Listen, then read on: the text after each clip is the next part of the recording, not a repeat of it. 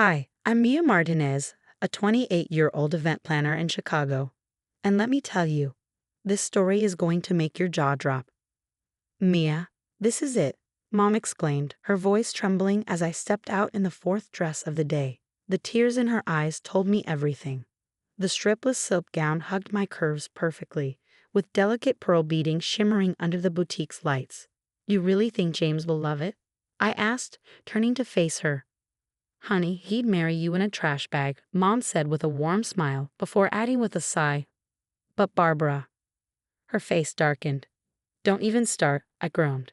She's already driving me insane with her helpful suggestions. I mimicked my future mother-in-law's haughty tone. Oh, darling, surely you don't want roses. They're so common. You haven't told her about dress shopping, have you?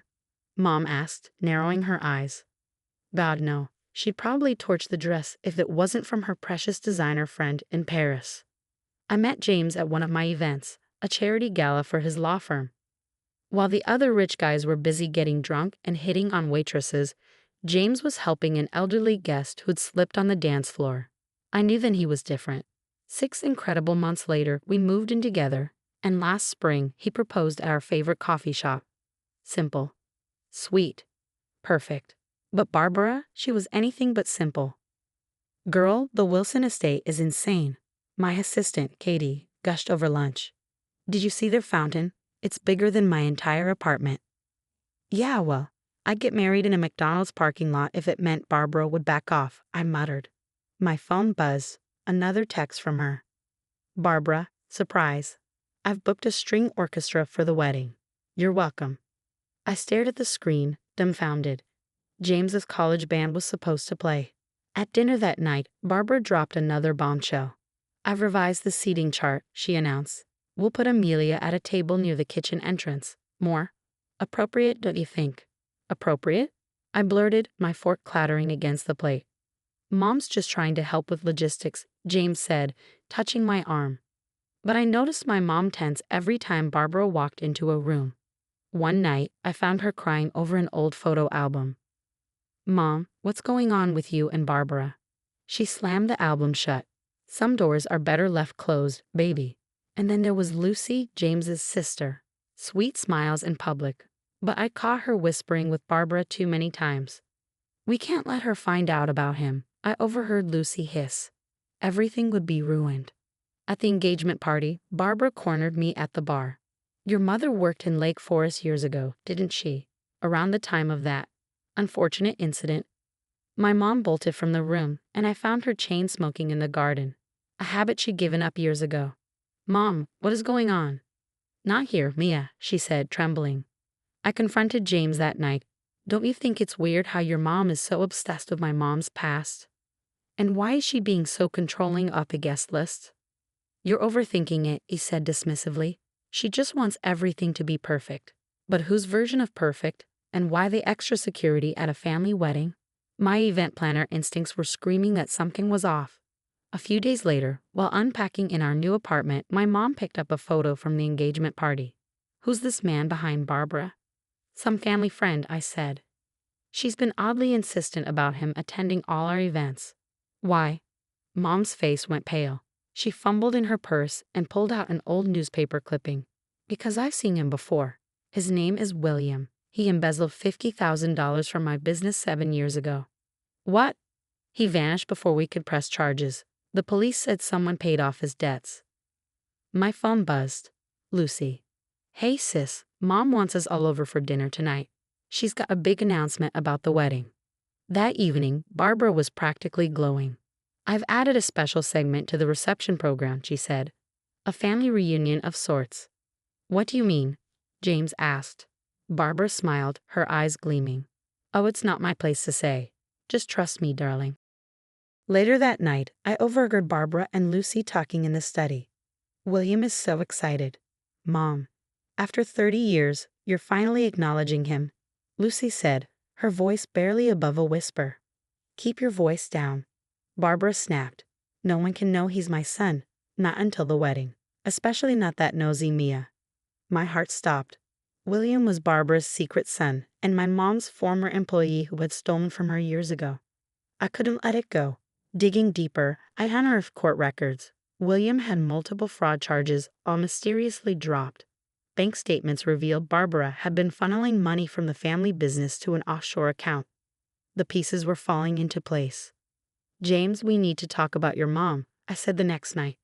"Can it wait? I'm swamped with this case about missing trust fund money," he replied, looking exhausted. "That's just it. I found something about Barbara and your family's money," James groaned. "Not this again. You're being paranoid." "She's been stealing from your dad's company, James. I have proof.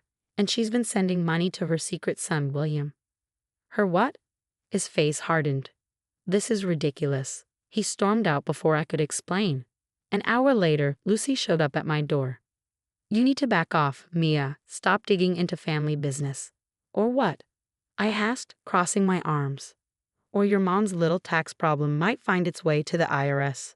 Are you threatening me?" "Just delivering a message. Drop it or things will get ugly," Lucy hissed before leaving. Shaking, I called my mom. "They're blackmailing me. Barbara's planning something big at the wedding."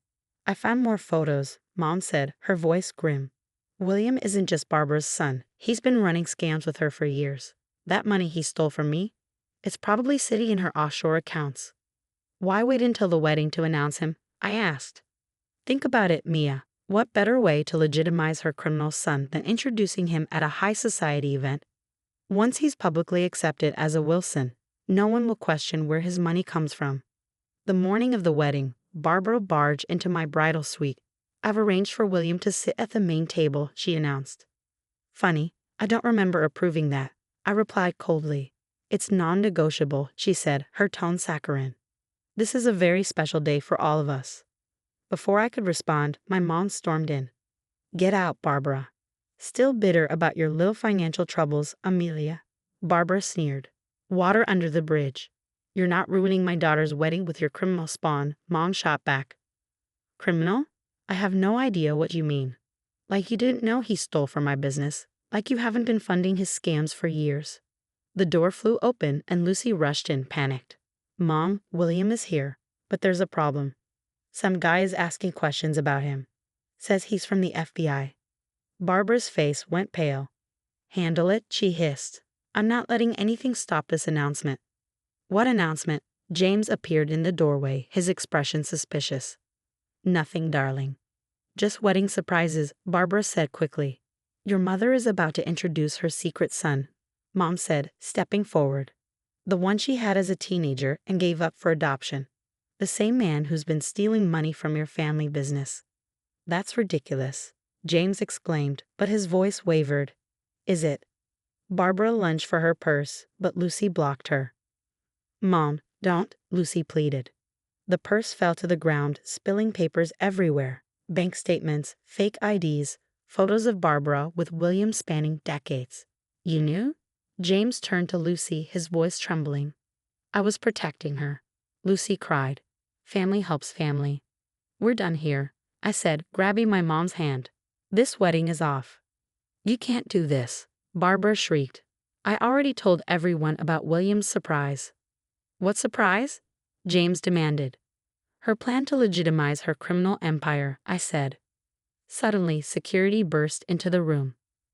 "Mrs. Wilson, FBI agents are here to see you, and William Crawford." William tried to run, but they caught him at the back gate. Barbara shoved past us, racing into the reception hall, only to be stopped by FBI agents who placed her in handcuffs. "Mrs. Wilson, we have some questions about financial transactions," one agent said. "This is all a mistake," Barbara shouted. "Robert, tell them." James's father stepped forward, his face solemn. "No, Barbara, no more covering up your mistakes." Everything exploded at once. Guests screaming, photographers snapping photos, and Barbara's cries as she was led away. 6 months later, my mom and I were having coffee when the news broke. Barbara Wilson, socialite and wife of business mogul Robert Wilson, sentenced to 15 years for money laundering and fraud.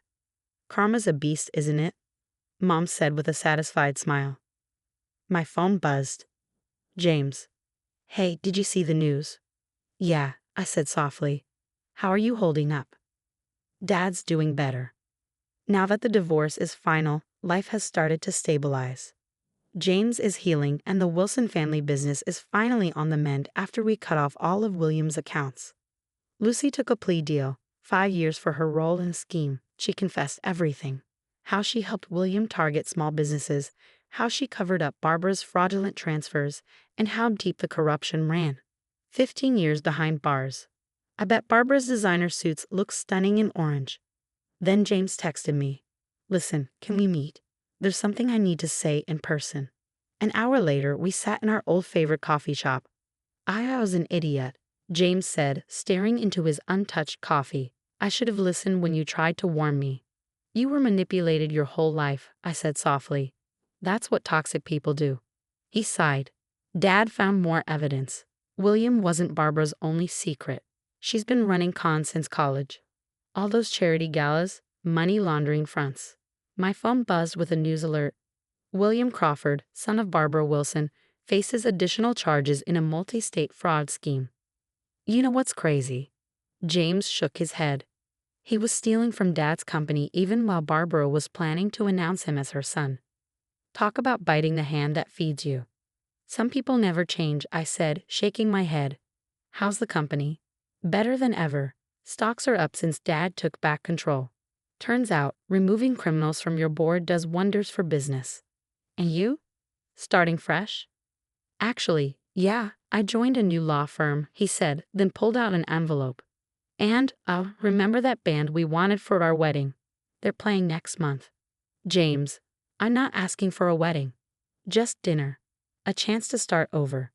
No toxic family, no secrets. Just us this time. Before I could respond, another alert popped up on my phone. Socialite Lucy Wilson begins prison sentence. Sources say brother William Crawford implicated her in additional schemes. Guess even prison doesn't stop family drama, I said, laughing. Speaking of family, he said, grinning, your mom's business expansion looks amazing. Yeah, funny how removing a corrupt competitor like Barbara opens up the market. Mom's got 3 new locations now.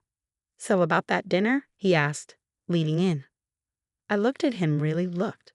The trust fund kid I once knew was gone, replaced by someone who learned the hard way about toxic people and the importance of standing up for what's right. One condition, I said, smirking.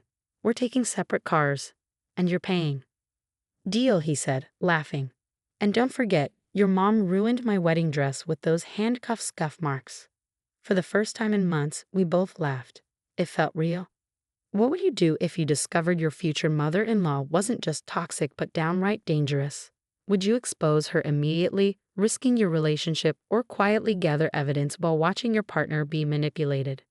This story reminds us that sometimes the people closest to us can live double lives, and that the perfect family image often hides the darkest secrets.